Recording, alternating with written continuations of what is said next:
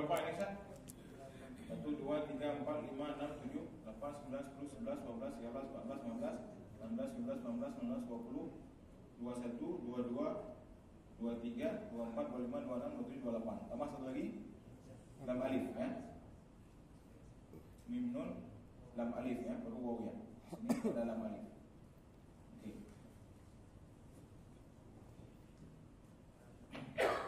Coba kita perhatikan di sini ya. Sebenarnya yang ada di atas ini adalah ini hamzah. Ini hamzah ini, ya. Makanya dibuat dengan ini hamzah. Ini bukan alif yang ada di atas ini, tapi tulisannya seperti ini dulu.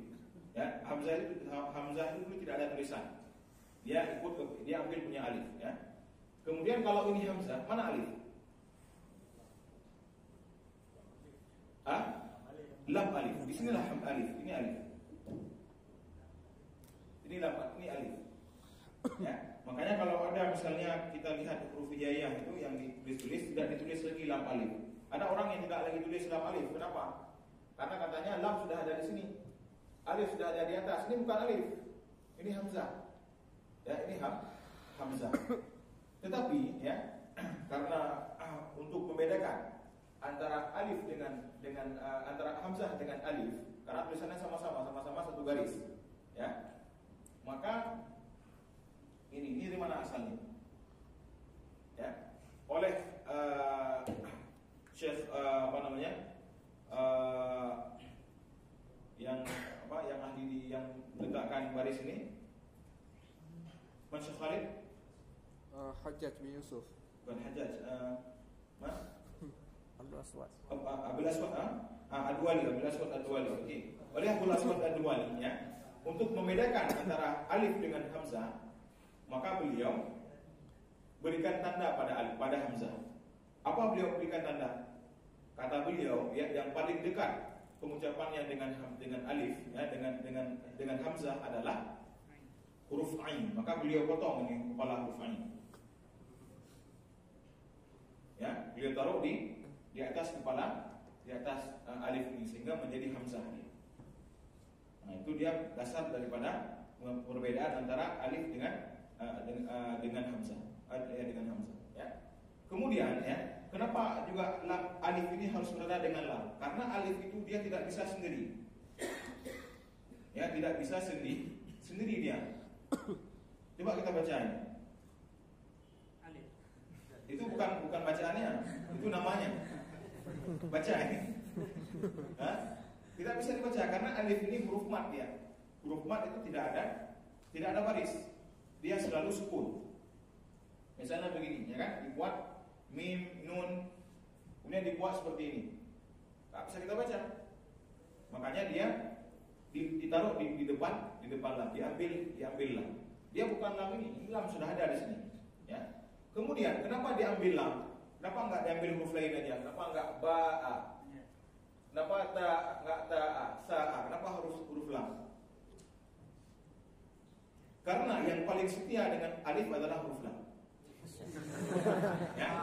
Apa buktinya huruf lam yang paling setia dengan alif? Ketika alif lam. Kemanapun ada lam ditemani oleh alif. Maka sekarang alif karena sendirian ditemani oleh lam. Itu dia alasan. Ya, itu alasannya. Makanya itulah cara para ulama ketika mereka menentukan kenapa harus huruf lam, kenapa harus huruf alif, kenapa harus huruf hamzah. Itu kira-kira perbedaannya. Jadi kalau huruf hamzah ini dia memang huruf hijaiyah dan dia huruf muhaqqaqah. Ya, sedangkan huruf alif adalah huruf muqaddar istilahnya. Apa huruf muhaqqaqah itu? Huruf hamzah adalah huruf yang ketika kita baca dia ada bentuknya a dan makhrajnya dia jelas di sini. A.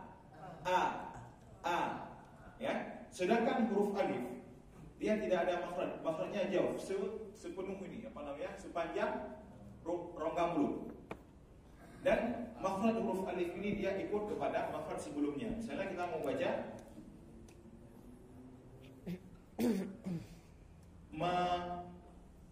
ya, dia gabung. Dia huruf alif ini akan gabung dengan makhraj yang huruf yang lain sehingga disebut dengan makhrajnya adalah makhraj muqaddar. Jadi makhrajnya tidak tentu dia. Kita misalnya kita katakan, coba tunjukkan makhraj alif. Tidak ada. Sepanjang ini dia. Tapi kalau kita tunjukkan mana makhraj huruf hamzah, di sini jelas. Nah, itu disebut dengan makhraj muhaqqaqah, jelas makhrajnya, sedangkan alif disebut dengan makhraj muqaddarah yang tidak tentu di mana ikut karena dia ikut kepada huruf sebelumnya. Huruf alif yang berbaris wal koma tidak ada. Kalau ada itu pun seperti tadi, seperti irji tadi. Ini. Ya. Kalau ada seperti ini, alifnya itu adalah apa namanya? Barisnya itu bukan baris asli, tapi baris aridi, baris tambahan. Baris yang diambil daripada yang lain untuk bisa memudahkan membaca. Misalnya begini. Ya kan? Al-kitab. Dasarnya tidak bisa kita baca ini kalau kita tidak bisa kita bariskan. Al-kitab. Il-kitab.